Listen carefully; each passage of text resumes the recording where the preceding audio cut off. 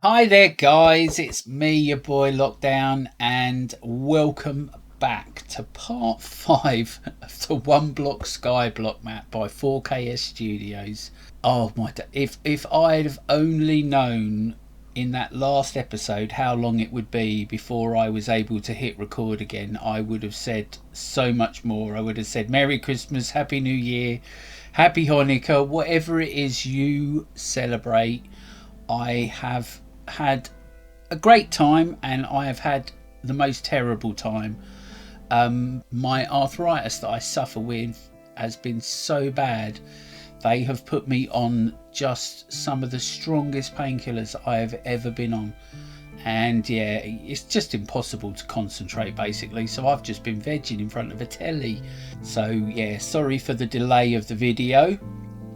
But I've been playing a lot in creative and just practicing basically my building, which is what I said this was going to be, a bit more of a building series. I'm not going to cover my builds particularly. I might do the odd time lapse here and there, but I will say straight away there are two guys that you've got to check out, which is obviously Mythical Sausage. There is also a guy called the Blue Nerd. He's a great guy to watch as well, so you've got to check those two guys out for your building ideas. Now I don't follow tutorials anymore. I've probably got them memorized to a certain extent, but I've also been able to just use their build styles and their build techniques to come up with what I come up with nowadays. Now in creative, this is all finished. I have got to the point of this where I want to end. Now it is kind of probably about here. I've done a big barn. Now you're probably told from the thumbnail this is going to be an auto sheep farm that's going to end this bit of land this way. We have got so much space in that direction.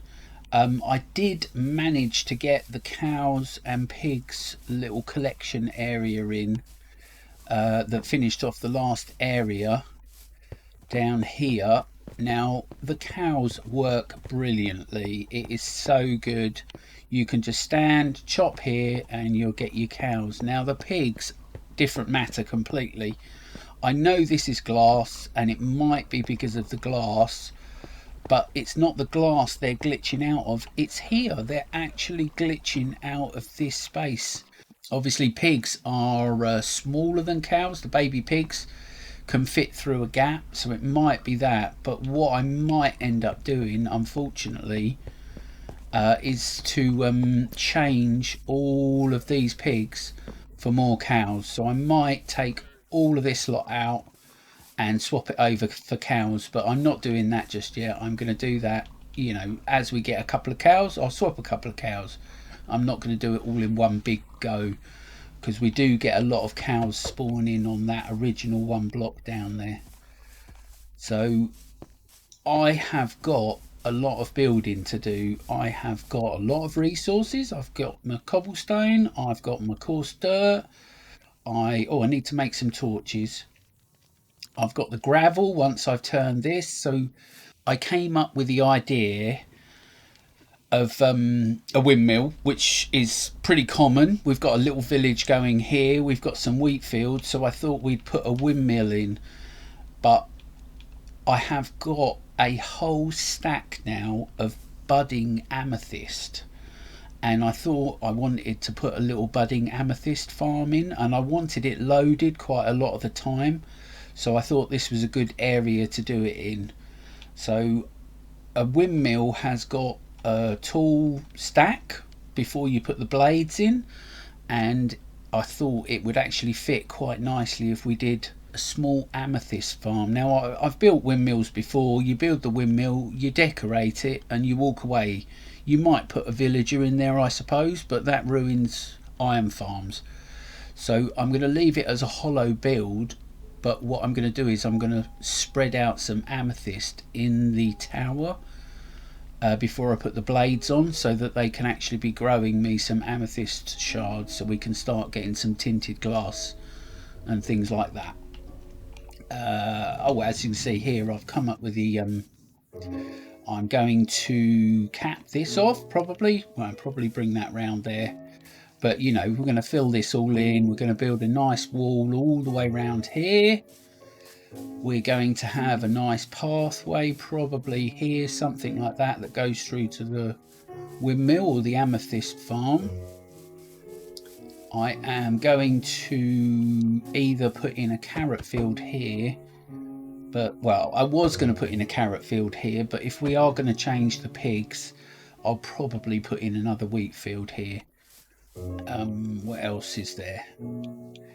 I don't think there's anything else. Oh yeah, of course. And a big barn. We're going to do a big massive barn here, which will be the edge of this world this way, and finish the mob farm off probably at some time. But we're getting a good few drops.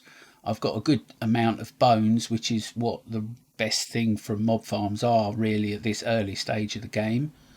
Don't need any gunpowder yet, but once this world starts getting a bit bigger, we are going to need a trip to the end, and yeah, we are going to get our wings. Now before I go, guys, and get on with this, I mean, well, it's going to be a week's worth of work at the frame of mind I'm in at the moment. This is the villager that was in my last episode. Now I didn't get a comment from anyone to say they wanted to be called this guy, and this is potentially one of the best villagers I've ever had. So I know he's got a bookshelf trade, and I know his next trade is knockback. I have got a resource pack that tells me what the trades are before I unlock them, and I was going for an unbreaking guy because we do get the mending books from the Colosseum, so I didn't need any mending books. But so I have been buying bookcases, breaking them down into books. I've also put in a little sugarcane farm over there that Silent Whisper did for his Christmas specials last year. So I've been trading him up to get the unbreaking books so that I could start putting unbreaking onto my tools.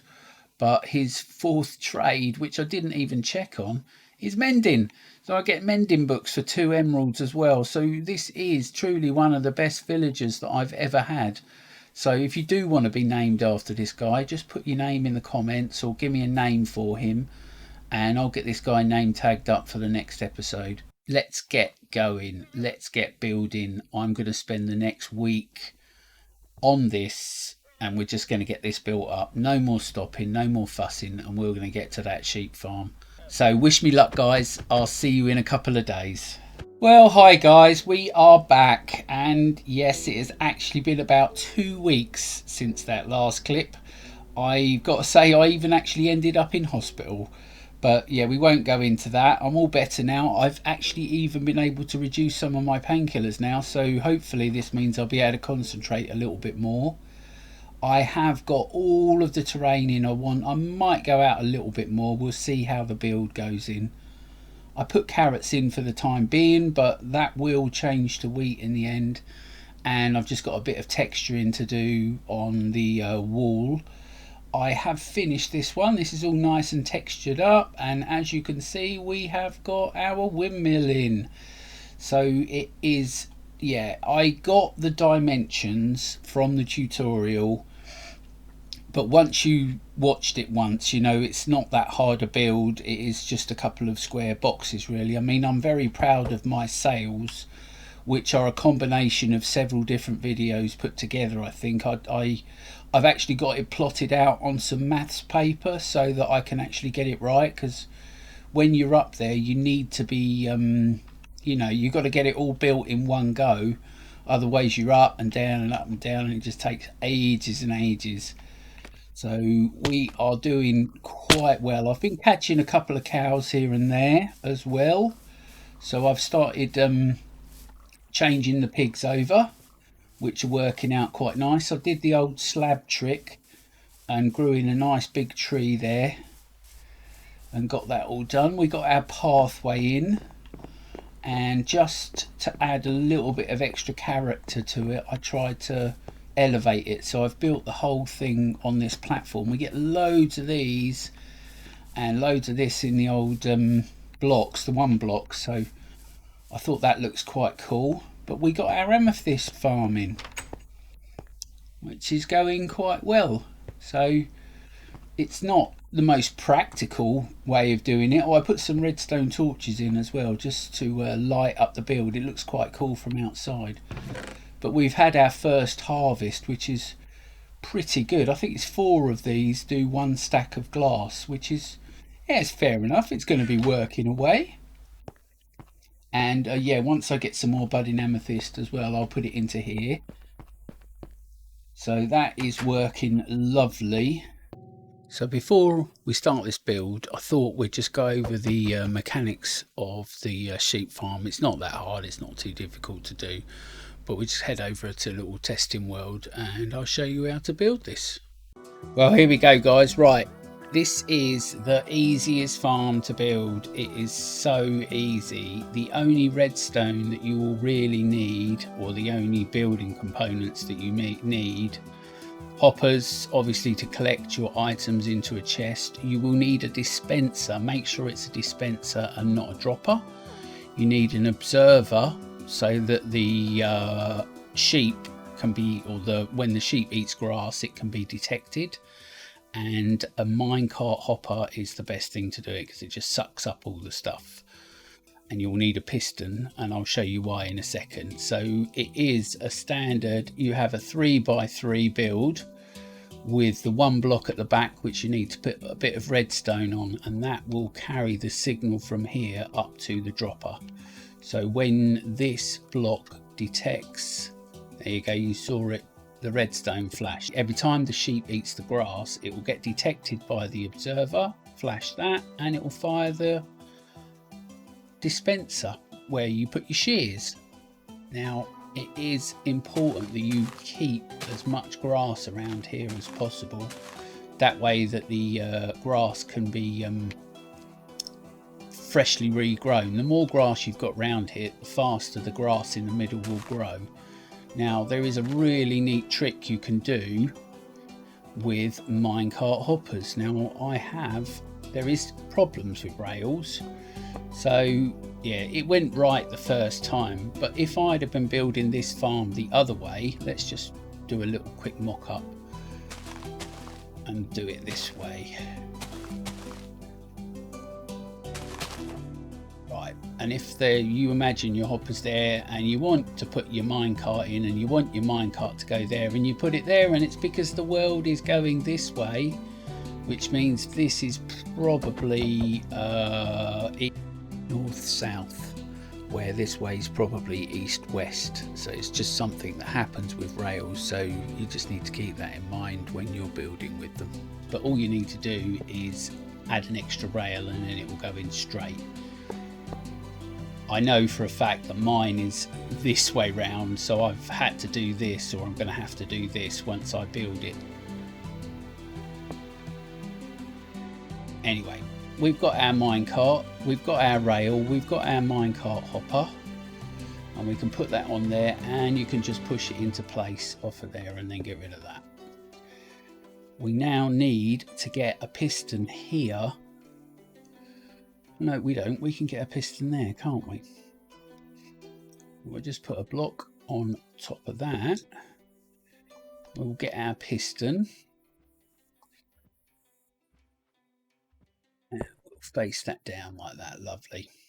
And we can get our grass block, put it on top of that, making sure you crouch. In creative, so I have to hold crouch like that. And now we just need a button. There's our button. Put that on there, and we can just press the grass down, and now that's encased that minecart into there. So now if anything goes onto here, it will instantly get picked up by that. We don't need that or that anymore. Let's just get my glass back.